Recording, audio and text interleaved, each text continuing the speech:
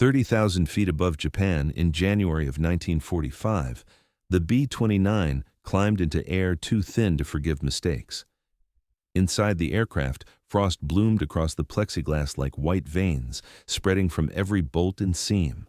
Breath turned instantly to ice. Oxygen masks whispered in the silence between engine pulses.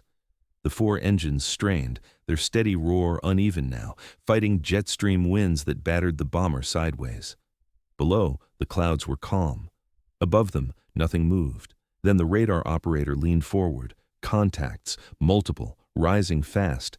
At first, they were nothing more than specks, tiny shadows climbing almost straight up through the sky. But the climb rate was wrong. Too steep, too determined.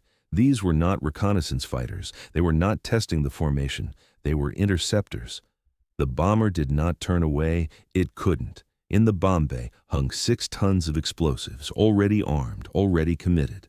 Ahead lay Tokyo, and for the next critical minutes, the aircraft would have to fly straight and level, holding course no matter what came at it. No evasive maneuvers, no sudden dives, no escape. The dark specks kept climbing.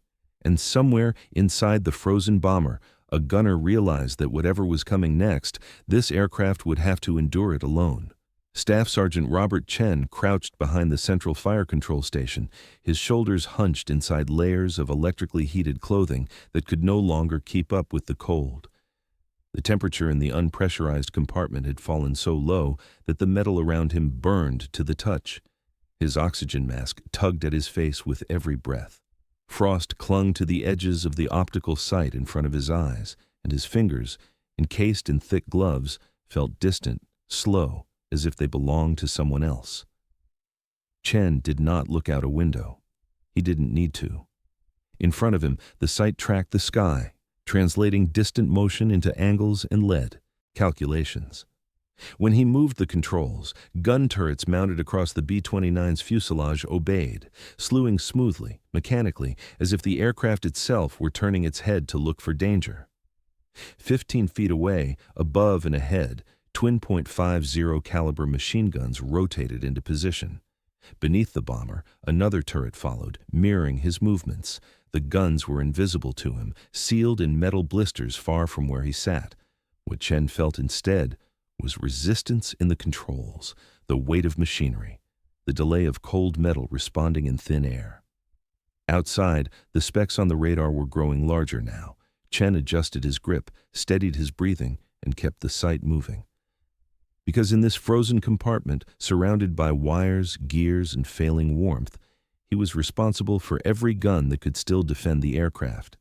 And whatever was climbing toward them, those guns were about to be needed. They had been briefed before dawn.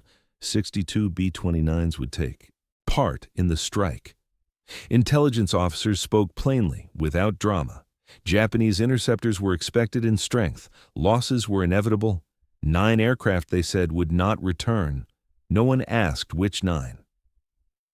The Japanese fighters were still distant, but their behavior was unmistakable now. They were not circling below the formation, not pacing, not waiting to be provoked. They were climbing hard, straight toward the bombers, burning fuel without hesitation. It was the way predators close distance.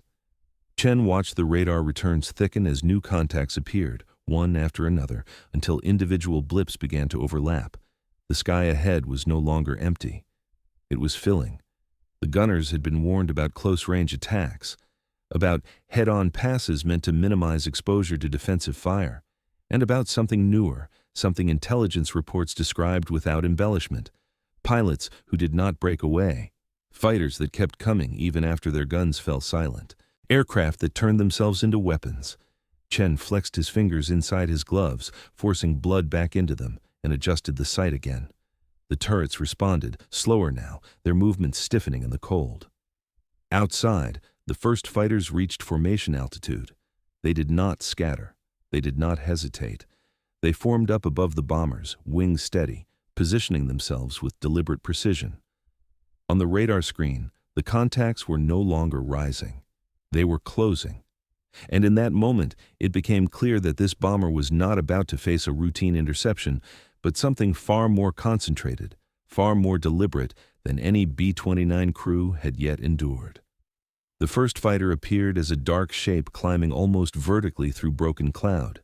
Chen picked it up in the sight as a speck, then a silhouette, then a distinct aircraft, short wings, thick fuselage, radial engine cowling, vibrating as it clawed upward.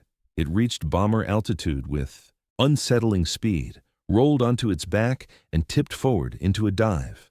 More followed, 3, 4, then more than Chen could count at a glance. They did not attack individually.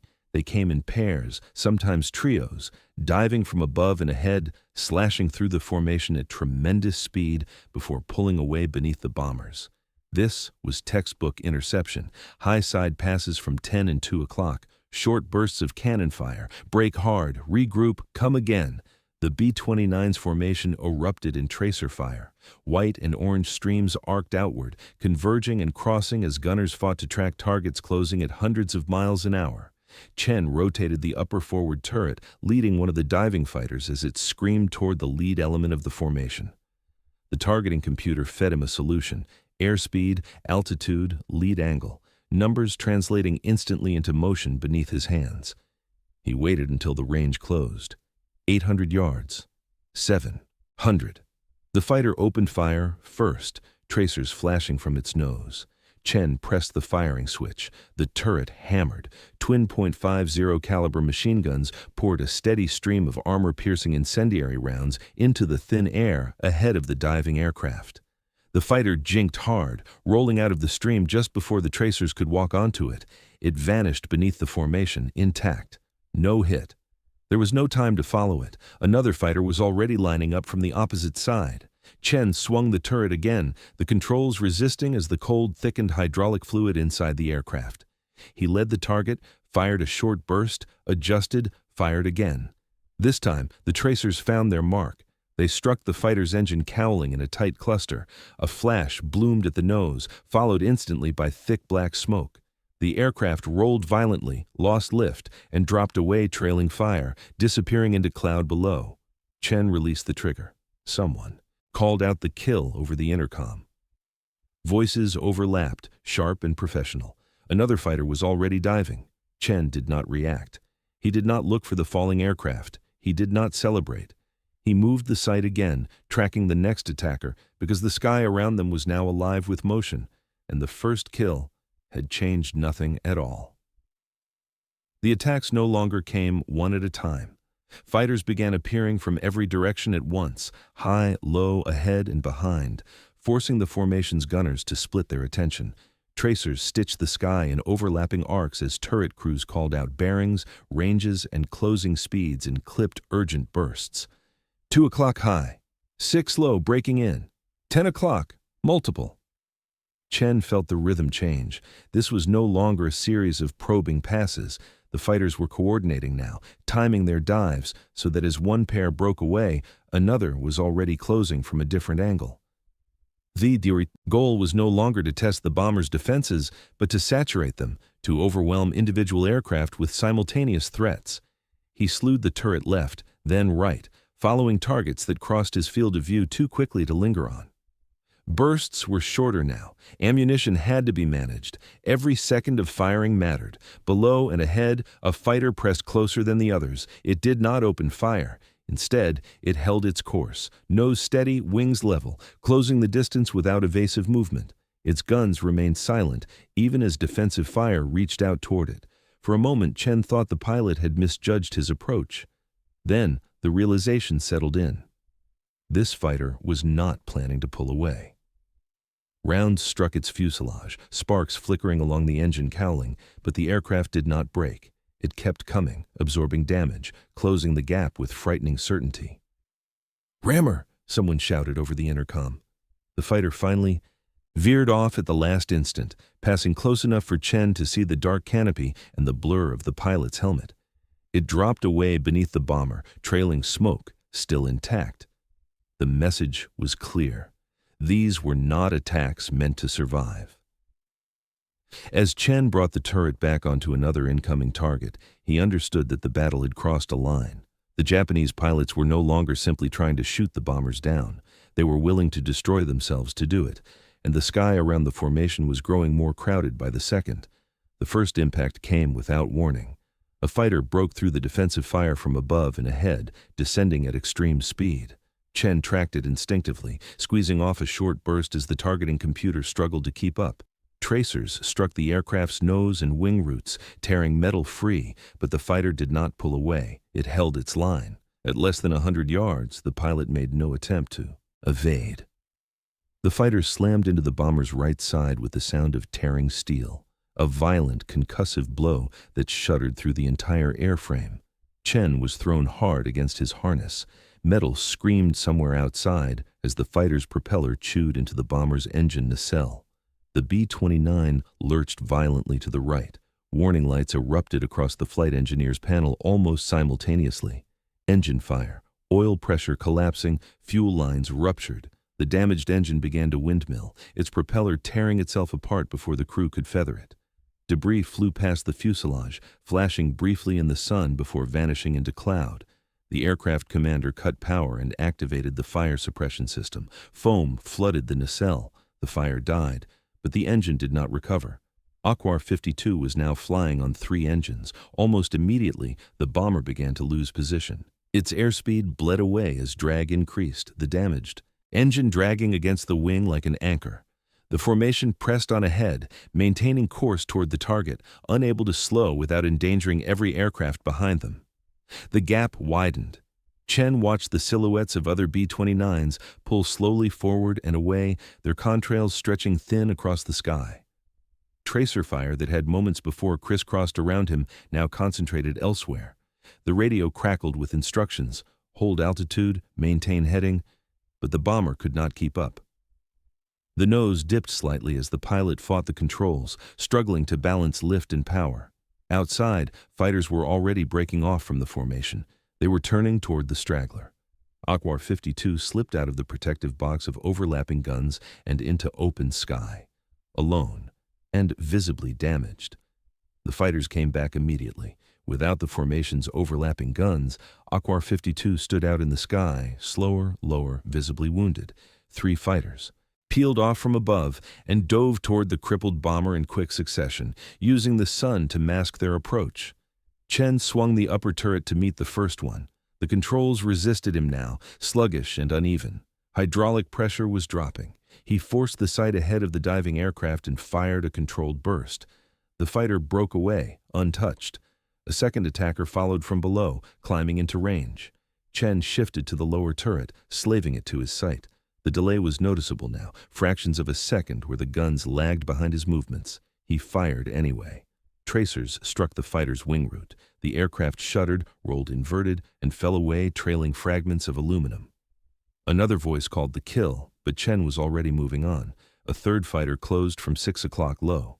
The tail gunner engaged first, his twin .5s hammering steadily. The fighter pressed through the fire, firing its cannon at close range. Rounds tore through the bomber's fuselage. Plexiglass shattered. Freezing air screamed into the aircraft. Someone yelled over the intercom. A crewman was hit. Chen slaved the lower aft turret again, fighting the stiffening controls, and fired a short burst. The fighter's wing buckled. It entered a flat spin and disappeared beneath the bomber. The sky did not clear. More fighters were already maneuvering into position, circling like sharks that sensed blood. Chen glanced briefly at the ammunition counter in his mind. Not a gauge, but instinct built from training and repetition. Rounds were going fast. The upper turret had already burned through a significant portion of its belt. The lower turrets were worse. Hydraulic pressure continued to bleed away, making every movement heavier than the last. Another attack came head-on. Chen tracked the fighter as it charged straight at the cockpit, its nose flashing with cannon fire. He waited until the range collapsed, then fired a sustained burst. The tracers walked up the aircraft's fuselage and into the engine. The propeller shattered. Smoke poured out as the fighter pitched forward and dropped away. Chen released the trigger. The guns hesitated when he tried to move them again. Hydraulics were failing. Inside the bomber, damage reports overlapped, fuel leaking from a wing tank, control cables fraying, another crewman wounded by shrapnel. The aircraft shuddered as turbulence and damage combined, every vibration amplified by the loss of power on one side. Chen steadied himself against the console and forced the turret to follow another incoming target. The bomber was still fighting, but it was coming apart. and the fighters circling above could see it.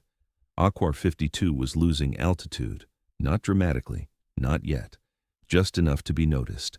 30,000 feet became 28, then 26. The bomber could no longer hold its assigned height, with 3 engines and a damaged wing dragging against the air. Each minute, the nose dipped slightly, then steadied, then dipped again as the pilot fought to keep the aircraft level. Inside the cockpit, the navigator began recalculating.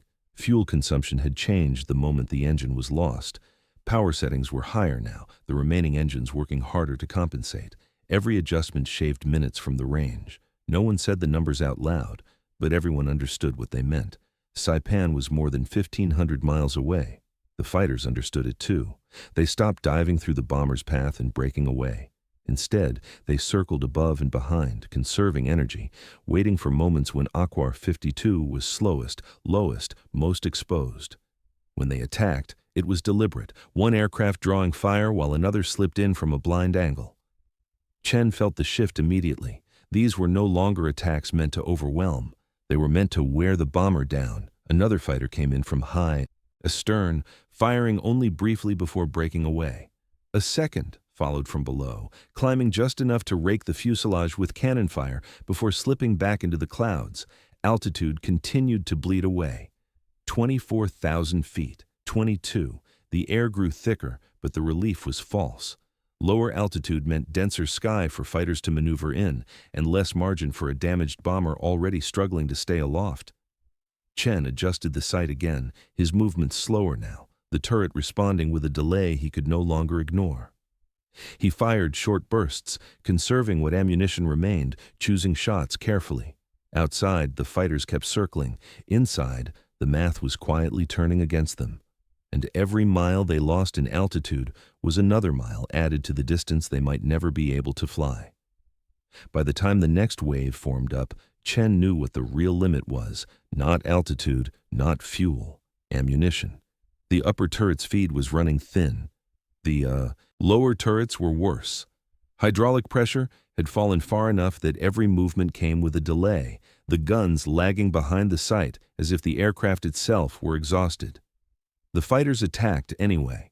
One came in from high right, diving steeply, firing a short cannon burst that tore through the bomber's wing root. Chen tracked it through the vibration, waited until the angle tightened, then fired.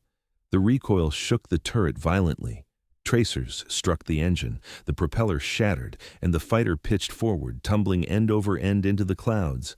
Another followed immediately, exploiting the momentary distraction. It closed fast, wings steady, not jinking, not breaking away.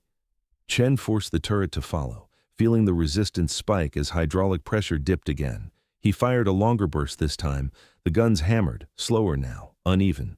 The fighter absorbed the hits, then finally rolled hard and broke apart, pieces scattering across the sky. Someone called out another kill. Chen didn't answer. He glanced at the remaining feed. There was no gauge, only experience, the feel of the gun, the length of the bursts he could still afford. He adjusted his firing instinctively, shorter now, precise. Below them, the fighters regrouped, not chaotically, not in retreat. They climbed back into position together, forming a loose line behind the bomber, matching its speed and altitude. Chen could see them through the sight between bursts, dark shapes holding station, waiting. The meaning was unmistakable. They were reorganizing. They had tested the defenses. They had counted the guns. They had seen the damage. And now, instead of throwing themselves in one by one, they were preparing to end it deliberately. Chen eased off the trigger and steadied the sight, conserving the last of his ammunition. Because when they came again, there would be no margin left. And when the guns finally fell silent, Aquar 52 would have nothing between. Itself and the sky, but aluminum, failing engines, and whatever resolve the crew still had left. The next fighter did not dive. It eased forward from behind, wings level, nose steady, matching Aquar 52's speed as if tethered to it. No cannon fire, no tracers. Just a deliberate closing of distance, slow enough to leave no doubt about the pilot's intention. Chen tracked it through the sight. He did not fire. There was nothing left to fire with. The upper turret was empty. The lower turrets were dead weight. Across the bomber, gun positions fell silent one by one, the sudden absence of gunfire more unsettling than the noise that had filled the sky moments before. The fighter continued its approach. A ramming run required speed, enough velocity to tear through a bomber's structure and guarantee destruction. The Japanese pilot pushed the engine hard, closing the final distance, the aircraft vibrating visibly under the strain. Then something changed. A thin line of black smoke began to trail from the fighter's engine. At first it was faint, almost imperceptible. Then it thickened, darkening as the propeller's rotation faltered. The engine seized. The propeller stopped dead, blades frozen in place. Without thrust, the fighter could not hold its line. It sagged in the air, slipping lower and lower, the carefully calculated intercept collapsing into a shallow descent. The pilot tried to correct, tried to recover speed that no longer existed. The fighter slid beneath the bomber's tail and fell away, tumbling silently toward the clouds far below. No shots were fired. No one claimed the kill. Inside Aquar 52, the sudden quiet was almost disorienting. Engines still roared. Wind still howled through damaged seams, but the sky around them was empty. The remaining fighters turned away, fuel exhausted, opportunity gone. One by one, they peeled off and disappeared toward the Japanese coast.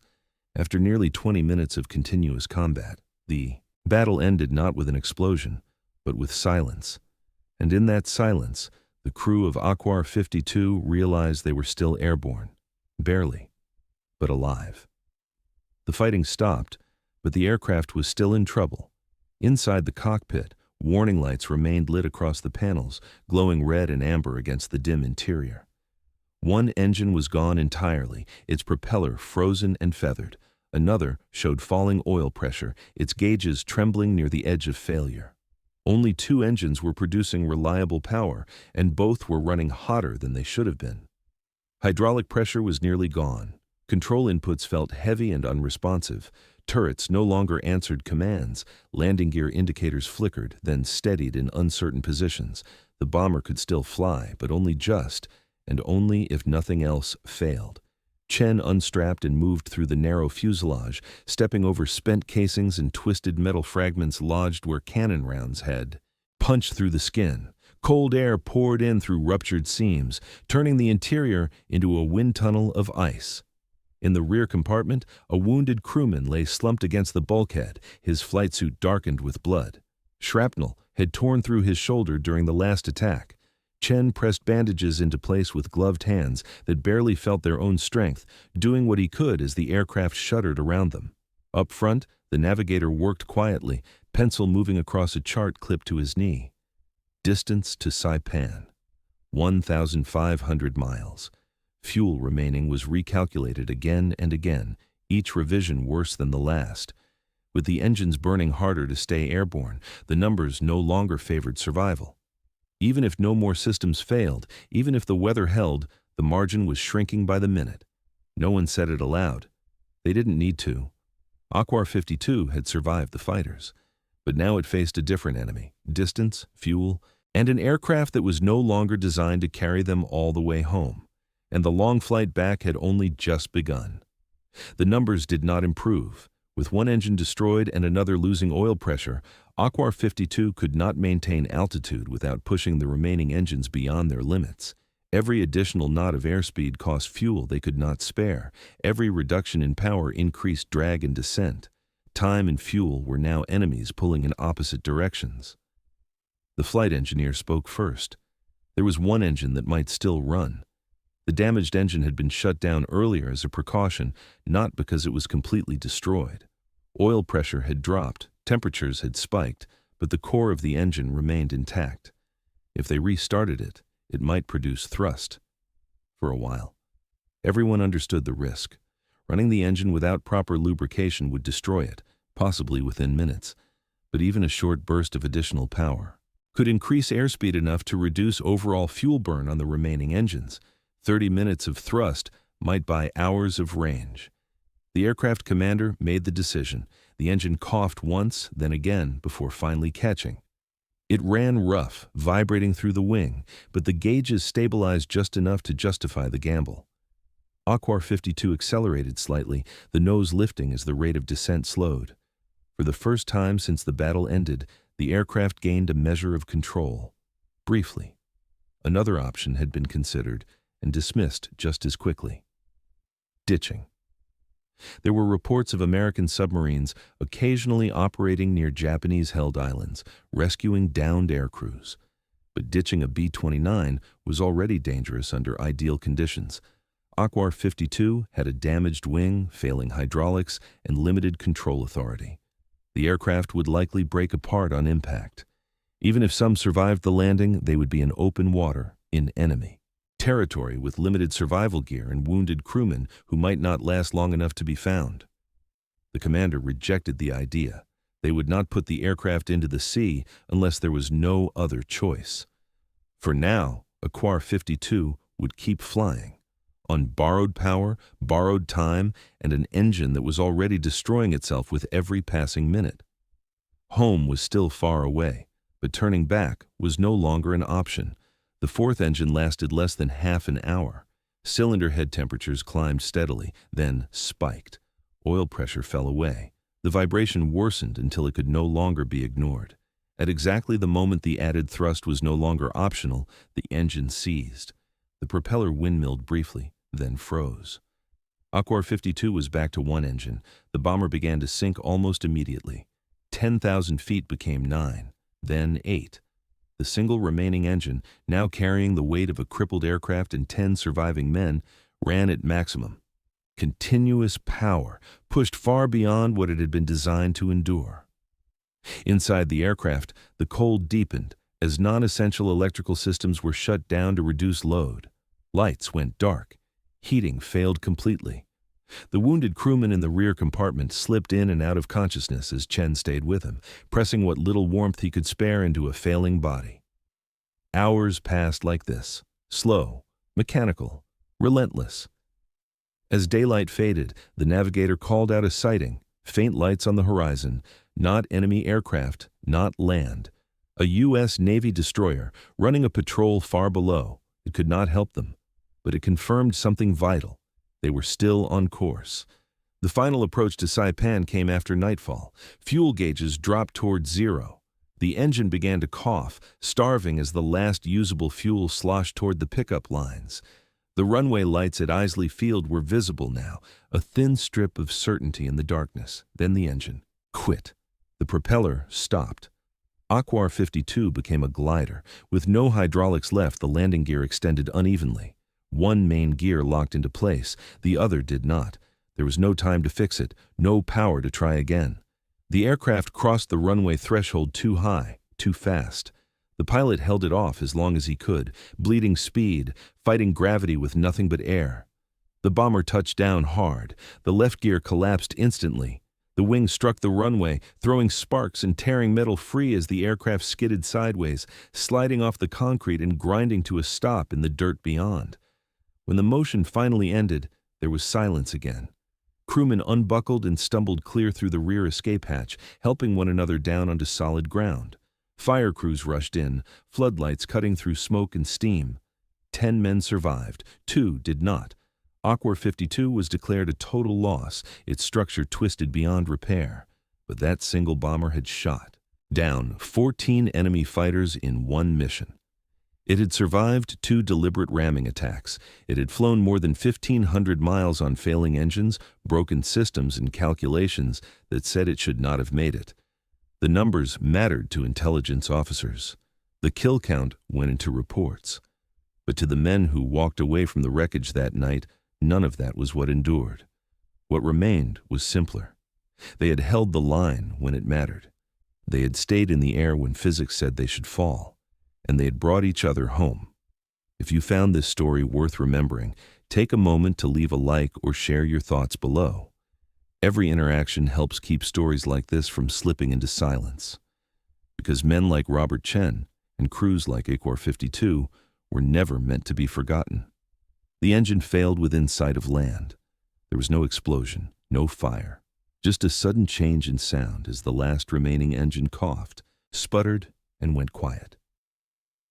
The propeller slowed, windmilled for a few seconds, then stopped completely. Aquar 52 was now a glider. 32 tons of damaged aluminum began to sink toward Saipan, the aircraft commander holding the nose just low enough to preserve airspeed. There was no power left to correct mistakes. Every movement of the controls had to be measured, deliberate. The runway lights at Isley Field were visible ahead, steady, unreal, close enough to touch and still impossibly far away. Inside the cockpit, the flight engineer reached for the landing gear controls. Nothing happened. Hydraulics were gone. He switched to the emergency system, cranking by hand as the bomber continued to descend. The nose gear dropped into place. One main gear followed, locking with a dull mechanical thud. The other did not. There was no time to troubleshoot, no altitude to spare. The commander made the decision instantly, land with what they had. The bomber crossed the runway. Threshold high and fast, bleeding speed with no engines to help. The pilot held it off, coaxing the aircraft to stay airborne for a few seconds longer, trading altitude for control. Then the wheels touched. The locked gear collapsed almost immediately. The aircraft slewed hard to one side as the wings struck the concrete, tearing metal free in a shower of sparks. The bomber skidded off the runway, plowing into dirt and debris, grinding itself apart as momentum finally bled away. When Aquar 52 stopped moving, the aircraft was finished. The fuselage was twisted, the wing was torn open. The bomber that had crossed half the Pacific on failing engines would never fly again. But it was on land, and for the men inside, that was enough. Rescue crews reached the wreckage within minutes. They found 10 men standing in the cold night air, exhausted, frostbitten, shaken, but alive. 2 crewmen had not survived the mission. Their names were recorded quietly. Their absence felt immediately and permanently. Aquar 52 never flew again. The bomber was written off as a total loss, its airframe twisted beyond repair. Intelligence officers later compiled the numbers. 14 enemy fighters destroyed in a single mission, the highest total ever credited to one bomber crew in the Pacific War. But numbers were never what kept that aircraft in the air. What saved Aquar 52 was discipline under pressure. Crews who kept doing their jobs while systems failed around them. Decisions made without certainty, calculations done in seconds, and a refusal to give up altitude, control, or each other, even when the odds had already turned. Robert Chen never spoke about the kill count. What stayed with him was the feel of frozen controls under his hands, the silence when the guns ran dry, the sound of landing gear that only partially locked, and the sight of runway lights appearing when the fuel gauges had already read 0. This was not a story about victory. It was a story about endurance, about how far a damaged aircraft and the people inside it could go when surrender was no longer an option. If you believe stories like this deserve to be remembered, take a moment to share your thoughts below. Your support helps keep the experiences of crews like Aquar 52 from fading into silence, because history is not only shaped by those who won easily, but by those who held on against every reason not to.